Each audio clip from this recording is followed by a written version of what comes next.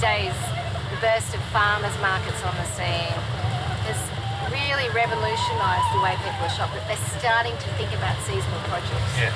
They're starting to think, why is that so well priced? Why does that taste so good? And it's because it's in season. And you can see that that trend's happening because of the way the bigger supermarkets are setting up their aisles these days. The fresh fruit and veg part of the supermarket is now prominent and at the beginning when you walk in. It's like a market. They're trying to recreate that experience. I do encourage those to seek further than just buying the fruit and veg only at a supermarket because there is so much more out there, especially if you go out driving into local Victoria, you come across some great farms selling fresh produce.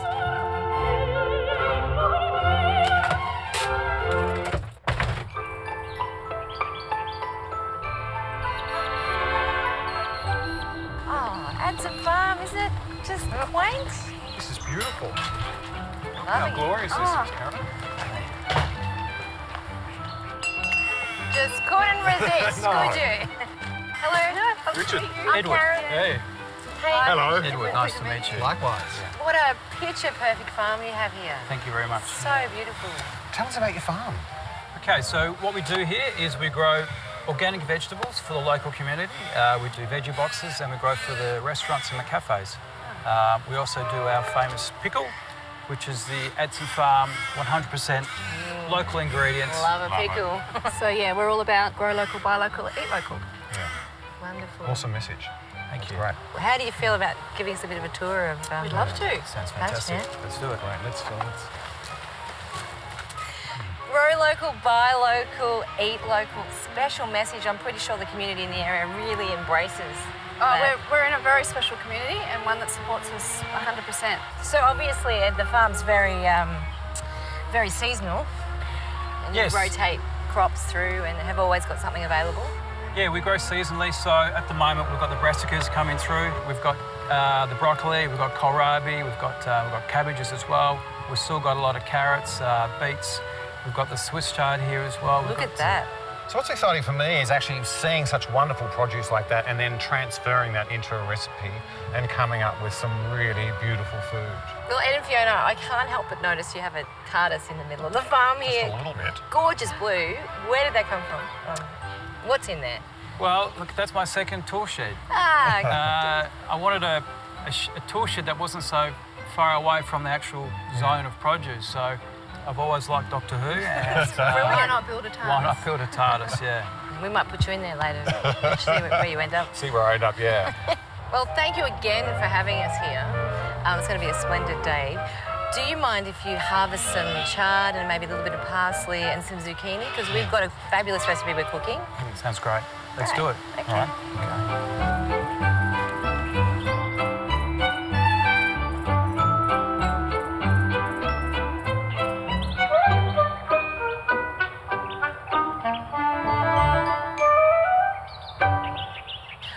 Adson Farm, and we're so excited on Intolerant Cooks today because we've got Colleen Francioli from FODMAP Life, founder, and also the ambassador for FODMAP for You. Gee, that's a tongue twister and a half, isn't it? Yeah. Tell us all about the FODMAP diet. So the low FODMAP diet is an elimination diet that you follow if you have symptoms of IBS. The diet just brings you through different phases where you eliminate high FODMAPs from your diet. Then you start to challenge FODMAPs back into your diet, and then you're able to figure out through trial and error, your own personal experiment on yourself, basically, which FODMAPs are causing you the most issues. Colleen, tell us how helpful the FODMAP for You products can be. The FODMAP for You products have been made in a way where they don't have any high FODMAPs in them. So if you're a sufferer of IBS, this is great because then you can shop and eat in confidence, knowing that they're safe to consume. Well, Colleen, we're going to be using the FODMAP for You chicken stock today in a very well-known soup. We're going to be making a green goddess minestrone. Obviously based on that traditional minestrone that is rich and delicious and generous and full of onions and garlic and beans. Everything you should not eat. Exactly. So what are some replacement ingredients that you would think of if you were making a soup? Well, right off the top of my head, when we talk about FODMAPs that we see in so many different dishes, like onions and garlic, one of the things that you can do is you can actually use garlic-infused oil in soups or in other dishes. Yep. You can also saute onion or garlic in the pan for a little bit in oil because FODMAPs are not soluble in oil, but they're soluble in water. So you can just remove them before you add the other elements to the dish. Right here today, we're using these leek leaves. We can't use leek bulbs with the low FODMAP diet because that's high in FODMAPs, but thankfully we can use leek leaves. They work just as well. And then also we can use celery. A quarter stalk of celery per person is low in FODMAPs. This soup today is going to feed about 8 people, so we're using the right amount of celery for it. I'd say even 8 to 10, quite possibly. Maybe. So starting with the pot, generous amount of oil, probably about 120 mils or so. And then in with the diced celery and a couple of handfuls of the green leek tops. And Rich, could I have a bay leaf there? We'll throw a bay leaf in at this point. Karen's quite frugal with bay leaves. I love them, so there's 3. That's 3. Do you? Yes. Thank you, Rich. They're tiny. They're tiny, that's all right. And along with the bay leaves, I'm actually going to add some of this really fresh parsley, but just the stalks, chopped finely. I'd like to add a spice to this, but nothing too overpowering, just a more of a flavour enhancer, some fennel seed. Around a tablespoon is going to go in. Next, I'm going to go in with some of the stalk from the chard. Just slicing it over. It does need a little bit more cooking time than the leaves themselves. Now, Colleen, what are some of your go-to meals that you would like cook on a regular basis? I would have to say anything Italian just because they're just so comforting and so delicious. But I also really love to make bowls and use FODMAP products like the curry sauces. So yeah. So the celery's softened right down. I'm going to add a couple of handfuls of chopped potato. Nice. Rich, I need some of those zucchinis diced great. if possible. Awesome. 3 of them. 3. And Colleen, don't just stand there. Grab the FODMAP from you stock. All right. With pleasure. Oh, thank you. And I'm chopping the tops of the silver beet. We're going to add 1 litre of the FODMAP for you chicken stock. So that's heaps of beans. Yep. In with the zucchini. The tops of some silver beet. That's my beans. And the green beans. Now, keep in mind that all of these vegetables will also seep out a little bit of moisture as they're cooking. We're going to follow in with some lentils. And then minestrone wouldn't be minestrone without some pasta. I've got some Barilla gluten-free elbows. I'm going to add a little handful of those too. Okay. A quick stir, and I will put a little lid on this just to keep it ticking over because we are cooking outside on the Matador barbecue.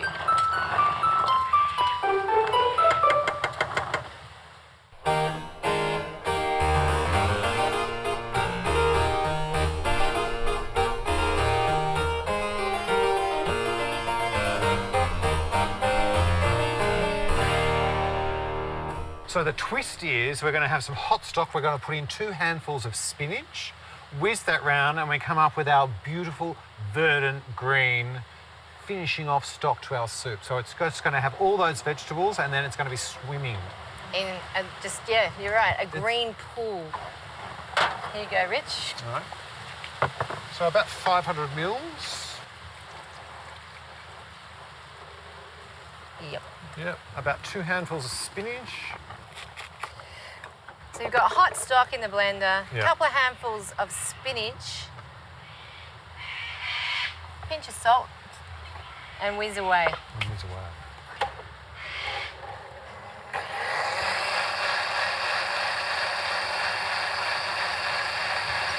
All right, I think that's enough. Yeah. Now that is aerated now. So as soon as it hits the heat, it's going to grow back to that beautiful, vibrant green which we're looking for. Bring it on. Bring it on. Oh, I can do a pour. All right. Ooh, that looks fancy, doesn't it? Yeah, it certainly does. For anyone that's just tuned in, we're not adding a smoothie to a soup. Yeah. That does look brilliant though. At this stage, because we're almost near finishing here, I'm going to add a good splash of extra virgin oil just to really freshen the flavour of the soup. A little bit more pepper. Oh, Rich, come and have a look at this. It's very exciting. Ooh, that's exactly what I wanted. And then we stir that through. Oh, wow. I'm going to turn off the heat because that is it. That's finished. That is it. Rich, we're going to quickly toast some gluten-free bread here. If you could smash up some of those always fresh anchovies. It's like service time here. Smash up some of those always And fresh how do you want me to anchovies. smash them up in here? Yeah. Yep.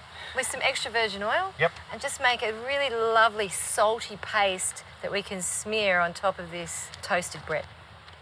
Rich, I'll serve up the soup, but the bread's ready. Okay. If you like to smear a little bit of anchovy paste on top. Absolutely. And then let's do this, Colleen. Have a look at how gorgeously green and That's healthy. beautiful. I think this is one of the healthiest soups I've ever seen. So that down the table. This is our green goddess minestrone with some delicious, always fresh anchovy toast on the side. Absolutely delicious. Well, this soup really hits the spot, and I'm so excited that it's low FODMAP, and I can go home and make this delicious recipe for myself again someday and relive this wonderful day with the both of you. Thank you so much. And I also wanted to mention that FODMAP for You just released a traditional minestrone soup. So if you happen to be short on time one night and you want a delicious minestrone soup, you can just bring that home and make it within minutes. I'll be trying that one, I can tell you. Colleen, Richard and I have really enjoyed having you here for this minestrone moment on Intolerant Cooks. It's been an absolute pleasure and you're a wealth of knowledge, so thank you. That's a winner.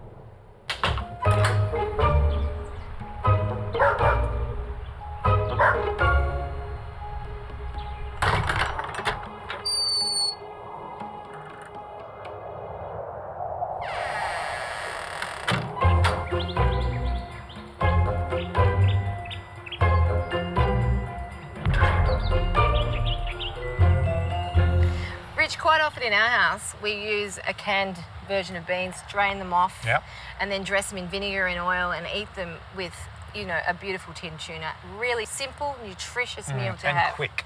And it's quick. Yeah. Well, this is almost as quick.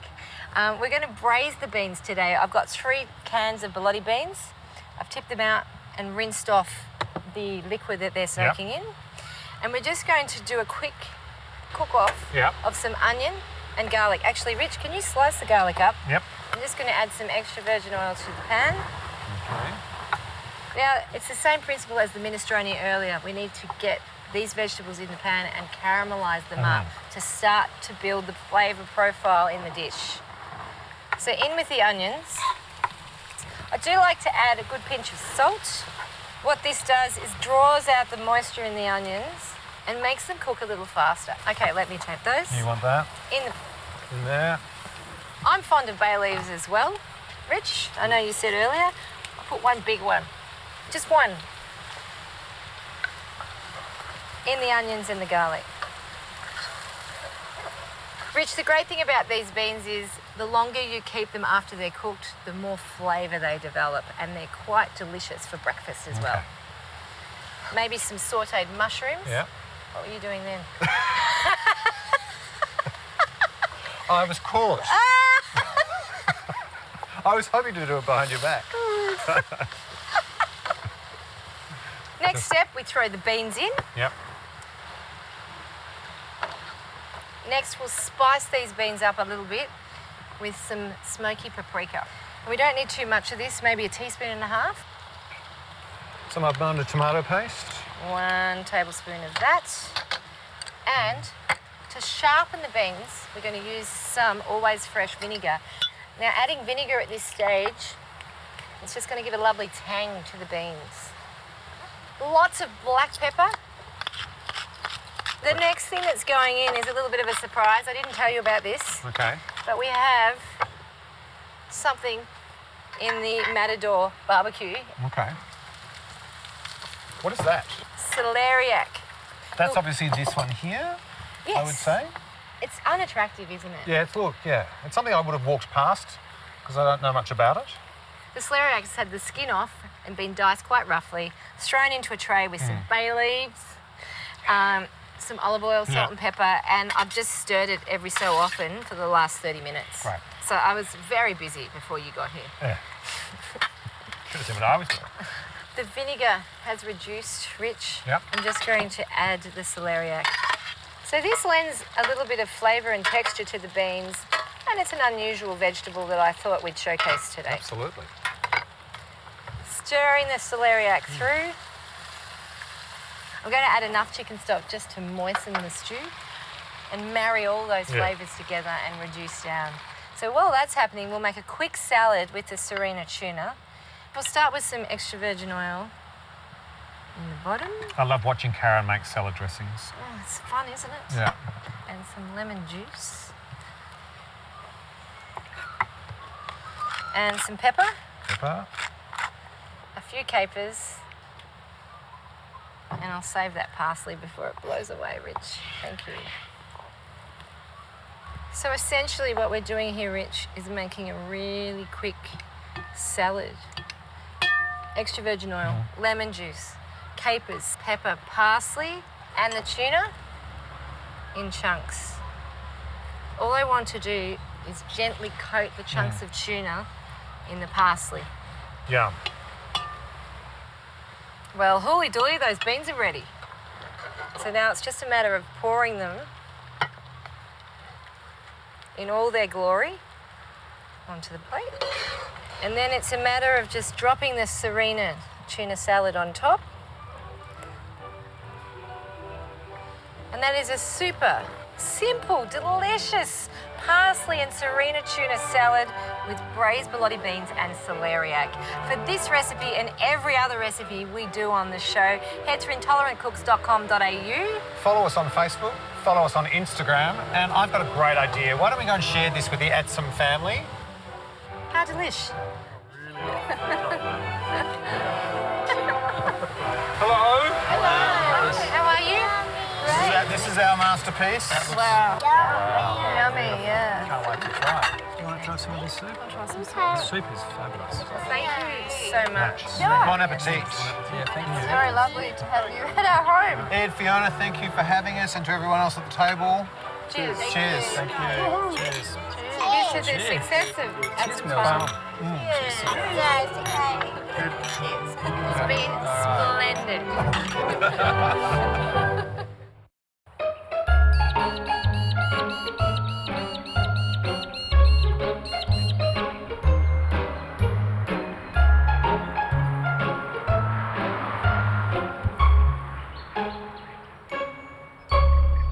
I've got a surprise in the oven for you, Karen. Okay, I love surprises. Oh, they smell magnificent. These pears are great. What have you done to them? Now I've got some firm but ripe brown pears. Covered them in a little coconut oil.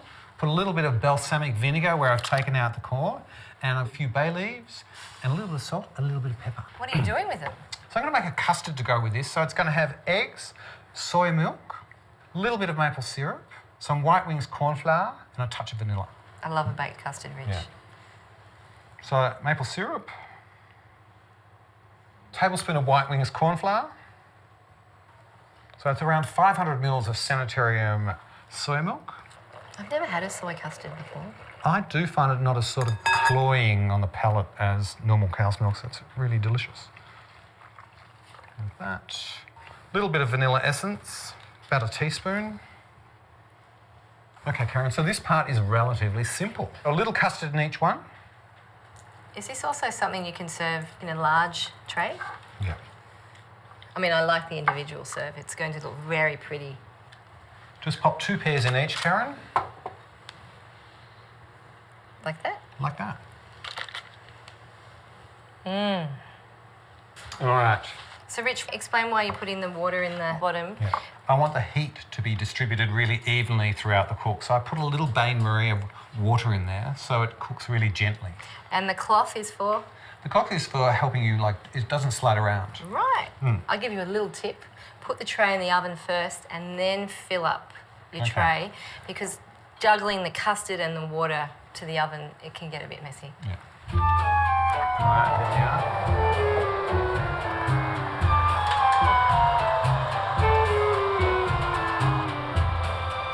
So the baked custard will be in the oven at about 165 degrees for around 15 to 18 minutes.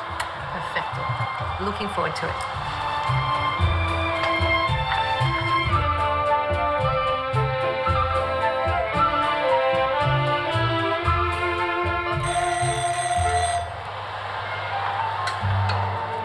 Look at that.